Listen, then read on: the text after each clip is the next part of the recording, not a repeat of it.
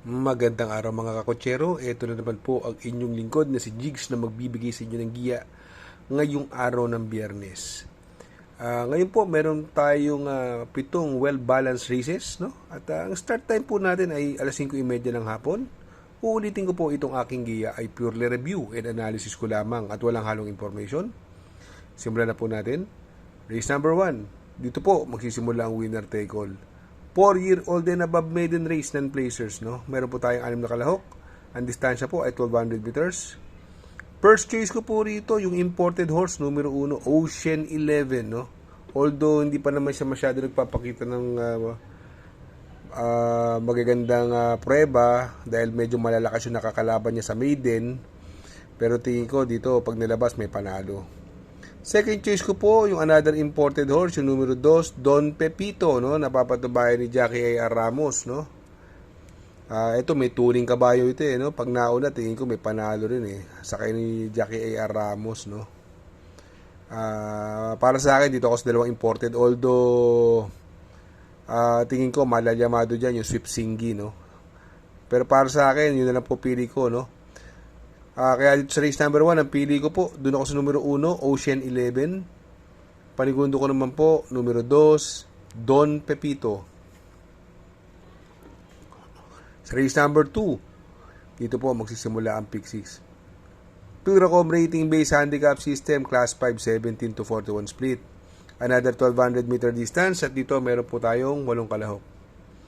First choice ko po, numero 6, Johnny Bunny, sakay ni Noel Lunar. Ito po si Johnny Bunny, tinalo niya si Shining Thunder, no? Nung December 17, sa 1,200 meters, nagpreba po si Johnny Bunny ng 1:14.2, no? Nanalo po yan, hindi na ginamitan ng latigo, puro hand drive lang. Si Shining Thunder po kasi doon, napilitang humabol kay West of the East, yung nasigundo. Andito naman si Tokyo Rumba, siya naman ang hahabulin ni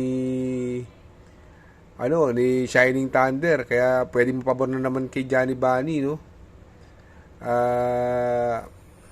Kaya dito sa race number 2, ang pili ko po, doon ako sa numero 6, Johnny Bunny.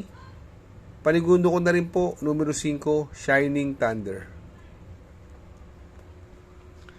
Sa race number 3, dito po magsisimula ang pick 5. Puracom rating based handicap system, class 5, 17 to 41 split. Meron po tayo 8 kalahok. Dito, pansin ko lang, sobrang laki ng binaba nito, no? Numero 8, Hombre, no? Tsaka, yan, gamay po ni Jackie N.I.O. yan. Maraming beses na pinanalo ni Jackie N.I.O. yan, no? Alamin niya lang po sa koneksyon. Paglabas po, sa tingin ko, pwedeng suluhin, no? Hindi matatalo tong kabayong ito, si Hombre, no? Second choice ko po rito, yung numero 1, na si Barekna, no? Si Barekna, Jeffrey Sarate, kung sakaling hindi maganda ang balita, sa tingin ko ito magandang mahigpit na makakalaban, no? May tsamba po yan. Si Karing Melody nung karera, inayaw lang po ito, no? Pero may panalo rin po yan, si Karing Melody, no? Isasama natin Pandiado, baka sakali. Kung halimbawang magperder si Hombre, siyempre Barekna at Karing Melody, magandang isama po yan. Pero kung mabalitaan yung labas, sa tingin ko, iikot lang yan si Hombre. Mukhang lamang na lamang. Basta labas, no? Kaya dito sa race number 3, ang pili ko po, doon ako sa numero 8, Hombre. Panigundo ko naman po, numero 1, Barekna. At isasama ko pong Pandihado, numero 5, Karing Melody. Sa race number 4, dito po magsisimula ang pick 4. Puracom rating based handicap system, class 3, 57 to 70. Meron po tayo 8 kalahok. First choice ko po, numero 2, Manila de Bay, no? Sakay ni Claro Espare, although 58 ang timbang, no? At possible na maglutsahan sila ni Shiver Me Pink, 58 din ang timbang. Pero itong si Manila de Bay, nakakalaban po sila Sherbet Fountain, no? Sila Ace of Diamonds, no? Nilulucha niya pa yon, no? Sa tingin ko, ito po malalyamado dyan, kaya siya ang first choice ko. Second choice ko po, ako medyo pass muna ako Shiver Me Pink, baka humabol yung kay Manila de Bay, no? Ako second choice ko po rito, numero 5, Red Queen, no? Papatubayan ni Jackie Pabs Cabalejo. Lately pinareremate ni Pabs to at magaling sa kanya, no? Kung sakaling magkaroon ng habulan sa unahan, baka makaremate, magandang dihado po yan si Red Queen. Kung magsasama po ako ng pandiado rito, yung numero 7, Calculus, sa kaya ni Jackie A.B. Serios, no? Si Calculus, pwedeng iuna, pwedeng isunod din po yan. At galing po sa dalawang sunod na panalo yan, si Calculus, pa-aumento yung kabayo. Kaya dito sa race number 4, ang pili ko po. Doon ako sa numero 2, Manila de Bay. Panigundo ko naman po, numero 5, Red Queen. At isasama ko pong pandiado, numero 7, Calculus. Sa race number 5, Pilrocom Rating Base Handicap System, Class 4, 42 to 56 split. Distance is 1200 meters. Meron po tayo 8 kalahok. First choice ko po rito, yung mauna, yung numero 1, Lucky Gem, no? Sa kanya ni Jackie Jan Alvin. Although nung karera, wala siyang nakuha. Medyo malakas-lakas yung laban. Pero dito, tingin ko siya mauna sa karerang ito eh. Possible na pwedeng habulin siya nila Catania. Pero tingin ko, imported yan, Lucky Gem. Mukhang makakauna yan si Lucky Gem dyan. Second choice ko po rito, yung galing sa panalo, numero 3, This Girl is on Fire, no? Sakay ni Onyok Garcia, gamay niya po to. Bagamat galing sa bakasyon, pagbabalik, nanalo agad at may plenty to spare, no? Ibig sabihin, marami yung kabayo. Siguro, silang dalawa na lang pipiliin ko dahil maiksi ang distansya. Kaya dito sa race number 5, ang pili ko po, doon ako sa numero 1, Lucky Gem. Panigundo ko naman po, numero 3, This Girl is on Fire. Sa race number 6, sa penultimate race, Pilrocom Rating Base Handicap System, Class 4, 42 to 50 split. Another 1200 meter distance at dito may 7 kalahok. Itong karera po ito, anybody's race po ito, no? At yung Sonic Clay, binilik na kay Charles Reyes, magaling sa kanya yan, no? Si Rice naman, nag-uumento eh. Ibang klase, pag nauna si Rice, nag-uumento. Dito, wala ako nakikitang ibang masyadong mabilis, no? Tingin ko, may panalo to si Rice. At siya may best time na 1-11 flat dito eh. Tingin ko, magbibigay ng magandang laban sa kanya rito. Yung numero 6 na rin, si Sonic Clay, no? Ito, binalik nga kay Charles Reyes. Local yan, pero ang galing niya, Sonic Clay. Baka tingin ko, isusunod lang yan eh. Kung magsasama po ako pandiado, yung numero 2 na si Greatest Moment, no? Sa akin ni Boss Jen, magaling sa kanya yan. At Giant Killer yan, magaling na dihadi yan, no? Although yan, Dreaming Always, may panalo, kaya lang, anda pang numero 1, ang baba eh. Baka hindi lumabas kaagad ng aparato, no? Mamartida.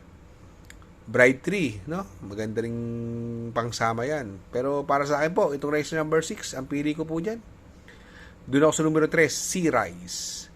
Panigundo ko naman po, numero 6, Sonic Clay. At isasama ko pong pandiado, numero 2, Greatest Moment.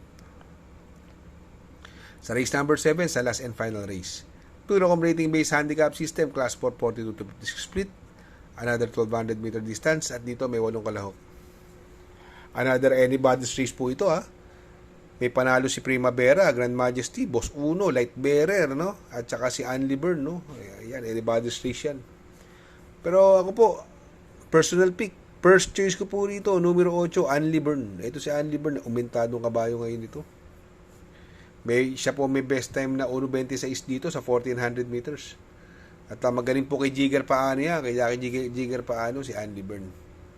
Second choice ko po rito, yung numero 1, Primavera. Ito, ang baba na sa laban. Alam naman natin mga stakes race, no? Runner to. Primavera. Hindi lang masyadong maganda tinatakbo. Pero ngayon, tingin ko, baka mahusto. Primavera po tayo yan, panigundo. Kung magsasama po ako ng pandiado po rito dahil paratingan yung karera, no? Ito, baka mag-aumento rin. Numero 3, Boss Uno. Galing sa panalo.